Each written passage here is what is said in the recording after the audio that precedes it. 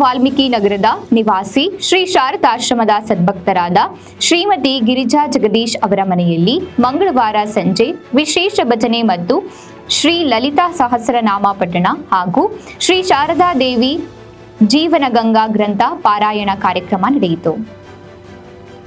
ಈ ಸತ್ಸಂಗ ಕಾರ್ಯಕ್ರಮದಲ್ಲಿ ಶ್ರೀ ಶಾರದಾಶ್ರಮದ ಸದ್ಭಕ್ತರಾದ ಲಕ್ಷ್ಮೀ ದೇವಮ್ಮ, ಗೀತಾ ನಾಗರಾಜ್, ಗಂಗಾಂಬಿಕೆ, ಯತೀಶ್ ಎಂ ಸಿದ್ದಾಪುರ, ಜಯಮ್ಮ, ಸುಜಾತ, ಬಸವರಾಜ್, ಮಲ್ಲಮ್ಮ, ವಿದ್ಯಾ, ಮೋಹಿನಿ, ಸುಜಾತ ಮುಂತಾದ ಶ್ರೀ ಶಾರದಾಶ್ರಮದ ಸದ್ಭಕ್ತರು ಭಾಗವಹಿಸಿದ್ರು.